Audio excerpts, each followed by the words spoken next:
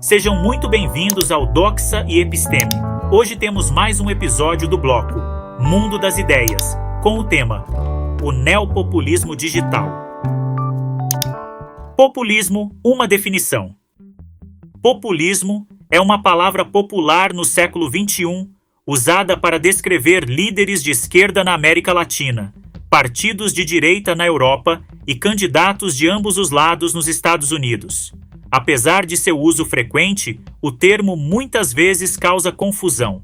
No livro Populismo, uma brevíssima introdução, Cristóbal Rovira Krautwasser e Cas Mudde, especialistas em extrema-direita e populismo, buscam uma definição que abarque suas várias manifestações. Eles definem o populismo como uma ideologia superficial que divide a sociedade em povo puro e elite corrupta, defendendo a política como expressão direta da vontade popular. O argentino Ernesto Laclau vai além, vendo o populismo não como uma ideologia, mas como uma lógica política que articula as demandas de grupos insatisfeitos com o establishment, criando um nós versus eles. Esse nós pode variar: trabalhadores contra oligarcas, nacionais contra imigrantes, ou progressistas contra reacionários, por exemplo. O populismo é uma técnica de conquista e manutenção do poder, uma narrativa usada desde o século XIX, e inclui 3 elementos: o povo, o inimigo e o líder. O líder, carismático e comunicativo, usa um discurso direto e desafia convenções. A simplicidade e até a falsidade nas suas mensagens reforçam sua popularidade. Líderes como Trump, Salvini, Maduro e Bolsonaro exemplificam esse estilo, com suas falas polêmicas e comportamentos excêntricos. As falhas dos líderes populistas são vistas como virtudes pelos eleitores, evidências de que não fazem parte das elites corruptas. Suas tensões internacionais mostram independência, e suas fake news demonstram liberdade de expressão. O populismo tem influenciado democracias tanto novas quanto estabelecidas, com Trump, e impulsionou o Brexit. Está presente na Itália, Polônia, Romênia, Turquia, Sérvia, Hungria e Áustria. Partidos populistas ocupam posições importantes na Europa, ameaçando a União Europeia. Embora a recente onda populista seja majoritariamente de direita, o populismo não se limita a uma ideologia específica. É uma forma de abordar a política que se opõe ao republicanismo e ao pluralismo, que valorizam a diversidade e o debate. O populismo cria um inimigo a ser eliminado, enquanto o pluralismo debate com adversários legítimos. A grande questão é como o pluralismo deve responder aos ataques populistas. Se reage como inimigo, deixa de ser pluralismo e se torna populismo. Se não reage, corre o risco de ser destruído. Esse dilema assombrou os democratas alemães na ascensão nazista e agora preocupa os pluralistas brasileiros. O espectro do populismo se espalha pelo mundo. A polarização e o enfraquecimento do pluralismo e do republicanismo são uma realidade em grande parte do planeta. A comunicação digital desempenha um papel central na origem da onda populista que varre o globo e que ameaça e questiona a democracia. No entanto, as redes sociais por si só não são suficientes. O fenômeno emerge da combinação entre uma construção retórica e discursiva e uma plataforma de comunicação e disseminação de informações que incendeia e desestabiliza modelos até então dominantes. Meio e mensagem se encontram e se ajustam perfeitamente. Por isso, o populismo que nos interessa aqui não é o tradicional, histórico. É o populismo político revitalizado pela nova comunicação digital em rede, capaz de servir a ideologias de todos os tipos. A convergência entre populismo e mídias digitais dá origem a um novo fenômeno, o neopopulismo digital.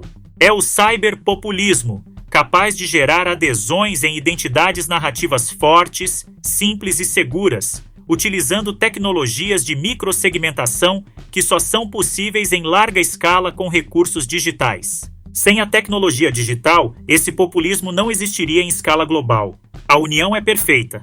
O digital cria a ansiedade e oferece a solução, gera a desordem e fornece o refúgio necessário. A informação fragmentada, excessiva e incerta provoca ansiedade e medo. O populismo oferece respostas simples que acalmam essa ansiedade e medo. E, para garantir a solidez da mensagem e a adesão à crítica, bloqueia o diálogo e o debate. Quando não sabemos em quem acreditar, uma voz firme e autoritária pode nos dar segurança. O saber e o compreender são meios que a evolução criou para nos proteger, como presas, e para nos permitir caçar, como predadores. A dúvida é uma ameaça para o ser humano, e por isso muitos preferem permanecer no refúgio e no conforto das convicções, longe da incerteza. Isso pode ser muito valioso em situações de emergência. No incêndio, não se espera um debate com o bombeiro, mas instruções precisas. Num barco, o capitão manda, não delibera. Mas, para a construção de uma democracia, isso é extremamente perigoso e empobrecedor. Delegamos o pensar por nós mesmos. Entregamos nossa inteligência com fé cega. É isso que incentiva o populismo, que encontra na comunicação digital em rede seu complemento perfeito. Diante do caos e da complexidade de um mundo em mudança frenética e acelerada, o populismo digital garante o conforto em certezas que não requerem provas, soluções simples para problemas complexos, um muro para resolver questões sociais impedindo os mexicanos de entrar no país, por exemplo, a volta a tradições ou crenças que nos deram conforto, uma droga mágica para curar um mal invisível, um complô internacional para explicar o surgimento de reivindicações de gênero. Mas ainda mais simples é jogar todas as culpas e responsabilidades de nossos males em um outro, o inimigo. Ao mesmo tempo, e como condição necessária para sobreviver, o populismo deve bloquear a possibilidade de diálogo, fechar os espaços de comunicação e de pensamento, de ouvir o que pensa diferente de mim e que deve ser o culpado do que me acontece. Isso é polarizar comigo ou contra mim, amigo ou inimigo. Numa sociedade polarizada, o debate de modelos sociais e econômicos, de pautas culturais, fica esmagado pela necessidade de as partes se refugiarem nas trincheiras da convicção. O filósofo alemão Arthur Schopenhauer usou uma metáfora para ilustrar as dificuldades da convivência humana. Porcos espinhos que, arriscando morrer congelados, resolveram se juntar em grupos para se aquecer e se proteger. Juntos, preservavam melhor o calor, mas os espinhos do vizinho machucavam o próximo. Por isso se afastavam e começavam de novo a morrer pelo frio.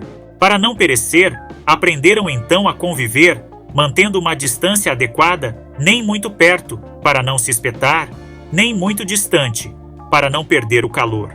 Aprenderam também a suportar pequenas feridas que as pessoas próximas podem causar, para preservar a possibilidade de receber calor. As demandas democráticas são, em suas relações mútuas, como os porcos espinhos de Schopenhauer, e o digital permite a multiplicação dos porcos espinhos. A convivência fica então difícil e eles se refugiam em ninhos separados.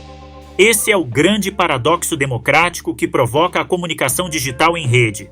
Por um lado, abre a democracia ao surgimento de novas identidades coletivas, mas pela mesma porteira aberta, entram divisões e enfrentamentos capazes de rasgar o tecido comunitário de uma sociedade e de fazer recuar o pluralismo a níveis baixíssimos. Existe maior possibilidade de participação, atores antes não representados hoje se fazem visíveis, mas vem junto o risco de um retrocesso democrático. Mais comunicação é um problema para a democracia? Sim. Mais comunicação pode ser um problema para a democracia se ela for usada para polarizar a sociedade, atacar a imprensa livre e enfraquecer instituições democráticas. A comunicação direta e desintermediada pelas redes sociais pode facilitar a ascensão de líderes populistas que desafiam as normas democráticas e promovem divisões profundas na sociedade.